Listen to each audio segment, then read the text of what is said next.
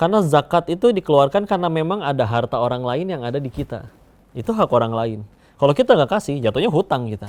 Maha baiknya Allah, kita yang cuma jadi jalan aja diizinin untuk kecipratan pahalanya.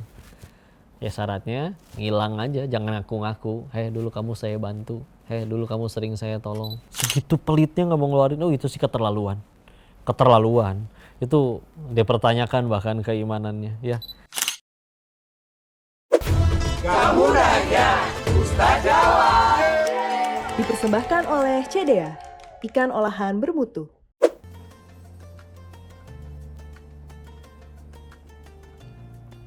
Bismillahirrahmanirrahim. Assalamualaikum warahmatullahi wabarakatuh. Waalaikumsalam warahmatullahi wabarakatuh.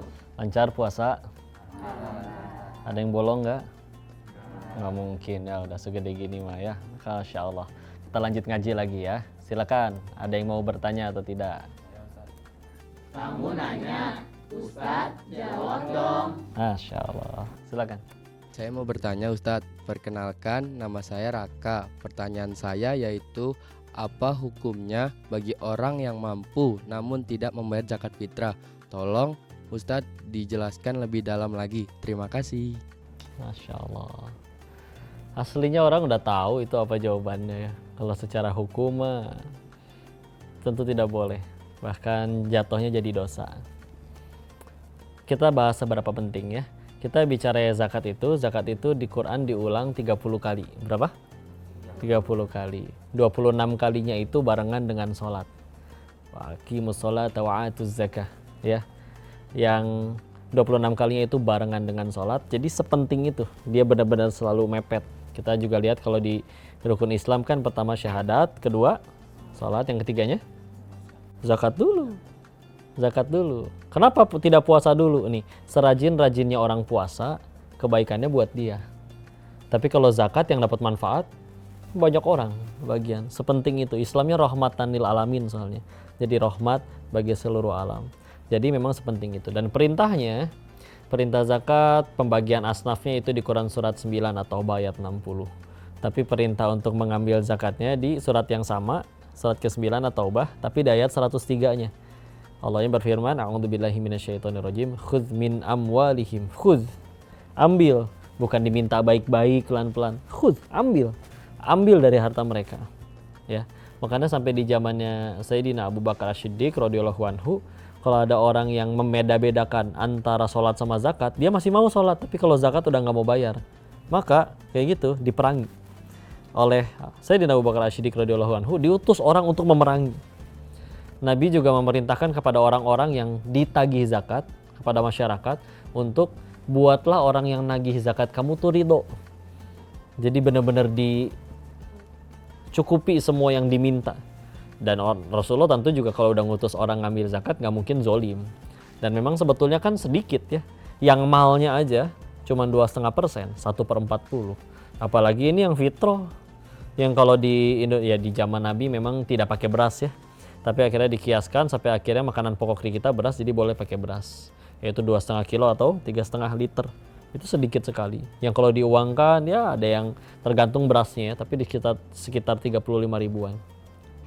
Bahkan kalau ada yang meyakini bahwa zakat itu tidak wajib, para ulama sepakat menghukumi bahwa orang itu kafir. Ya, kalau meyakini bahwa zakat itu tidak wajib. Kalau misalkan tahu, yakin, udah gitu ternyata tidak dibayarkan, maka jelas sekali hukumannya. Di surat yang sama juga di surat At-Taubah ayat 34 dan 35-nya itu menceritakan tentang orang-orang yang nggak mau bayar zakat. Maka di ayat 35-nya kan, maka itu harta emas dan peraknya nanti akan dipanaskan dengan api neraka sampai kan leleh mencair, lalu dituangin ke dahinya, ke rusuknya, ke punggungnya dengan yang emas cair meleleh. Segitu yang mal ya, yang nggak semua orang wajib bayar zakat mal. Apalagi ini yang fitrah yang lebih wajib banget. Maka tentu naudzubillah kalau misalkan kita sampai nggak bayar. Ya, bahkan kalau perlu harusnya benar-benar segitunya untuk didahulukan. Nggak usah juga zakat ya. Kita tahu rukun Islam yang 5, sholat, syahadat, sholat, zakat, puasa, yang terakhir apa? Haji. Saking karena 5 itu udah jadi rukun, bahkan guru fikih kokoh pernah bilang kayak begini. Kalau ada orang meninggal, terus punya harta warisan, itu kan begitu meninggal nggak boleh langsung dibagiin. Cek dulu ada utang atau enggak ya. Dan termasuk salah satunya kalau jadi hutang ya kalau misalkan di Uhud, karena zakat itu dikeluarkan karena memang ada harta orang lain yang ada di kita. Itu hak orang lain. Kalau kita nggak kasih, jatuhnya hutang kita. Mesti wajib bayarin dulu. Jangankan yang zakatnya. Kalau misalkan ada orang yang sebetulnya meninggal dia sanggup haji, punya uang banyak untuk sanggup haji, tapi ternyata dia nggak haji, secara fikihnya juga itu orang harus bayar orang untuk badalin dia haji dulu, baru boleh dibagiin untuk ahli warisnya. Segitu kita ngomongin haji loh. Ya. Apalagi ini zakat. Zakatnya fitrah lagi. Yang benar-benar semuanya wajib. Ya. Karena kalau yang mal kan tidak semua orang ya, ada syarat-syaratnya, harus haul dulu, disimpan selama 1 tahun, kepemilikannya juga 100%, nggak PT-PT sama orang, atau juga bahkan sudah harus mencapai nisab dulu, ada standarnya dulu. Yang fitrah wajib bahkan semuanya. Bahkan jika dia seorang budak, di zaman itu masih ada budak, walaupun budak-budak itu bisa istilahnya dibayarin sama tuannya. Karena murah sekali sebetulnya. Dan bahkan penyalurannya pun juga harus disegerakan dekat-dekat dengan Idul Fitrinya ya, karena memang itu tujuannya untuk supaya di hari raya itu, di hari yang berbahagia itu nggak boleh ada yang kelaparan, harus benar-benar punya makanan semuanya ya. Jadi itu benar-benar harus dibayarkan. Selain juga itu adalah ujian keikhlasan ya, karena aslinya kan sebetulnya rezeki yang kita keluarkan untuk bayar zakat kan aslinya dari siapa? Dari Allah juga ya kan. Maka kalau bicaranya itu dari Allah, terus kita salurkan ke orang. Seperti misalkan kayak gini, kita lagi di lampu merah ngeluarin uang kasih ke orang nih. Kan kalau mau jujur aslinya itu bukan kitanya yang dermawan. Tapi memang ada rezekinya orang itu yang nyangkut di dompet kita. Jadi mau kita tahan kayak gimana, kalau memang bukan punya kita, harus punya orang itu, pasti nyampe. Ya.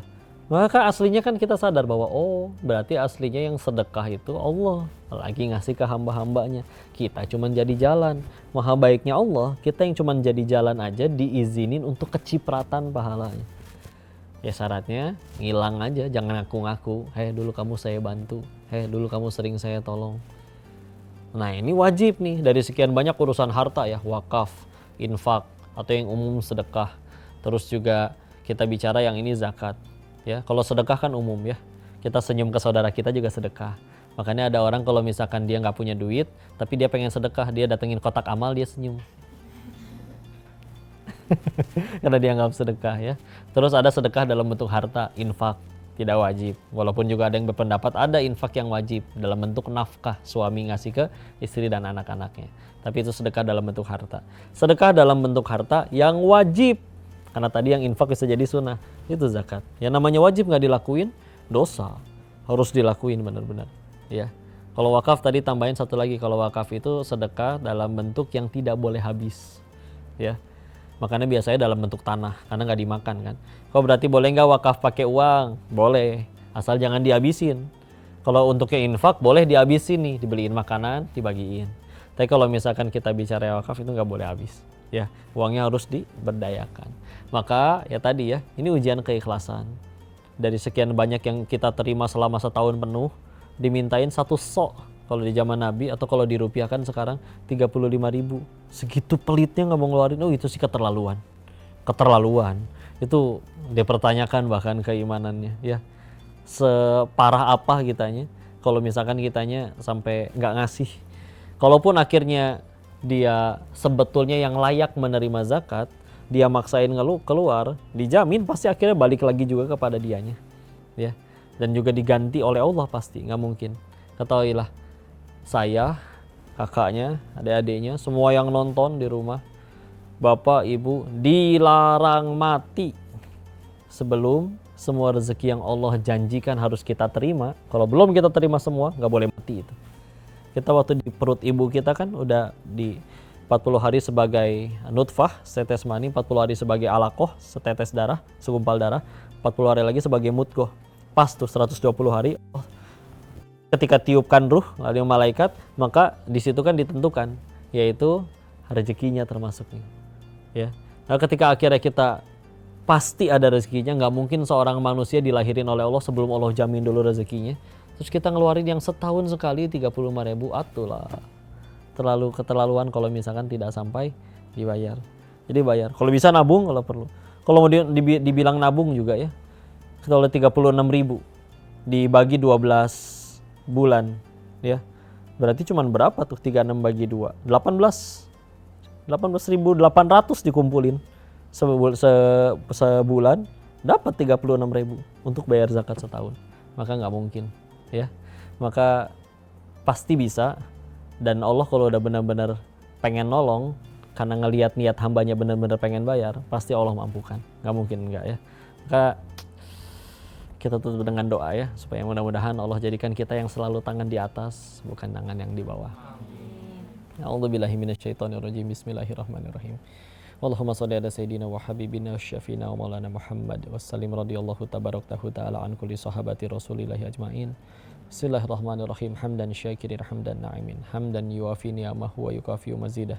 Ya Rabbana lakal hamdu kama yanbaghi li jalali wajhikal karim wa 'azimi sultanik. Allahumma shalli ala sayyidina Muhammad wa ala sayyidina Muhammad.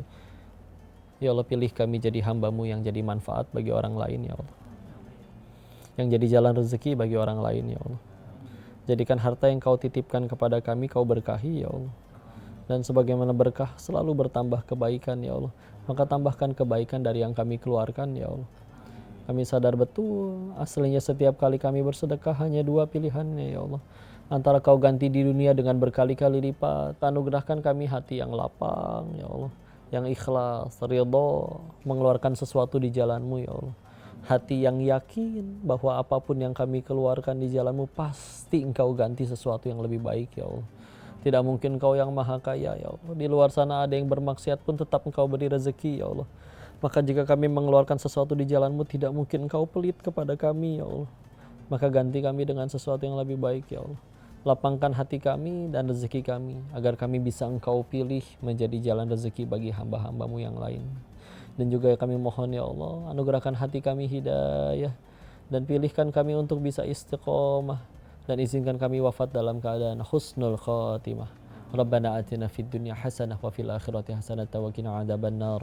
Subhana rabbika rabbil izzati amma yasifun wa salamun alal mursalin walhamdulillahirabbil alamin. Semoga bermanfaat. Assalamualaikum warahmatullahi wabarakatuh. Waalaikumsalam warahmatullahi wabarakatuh.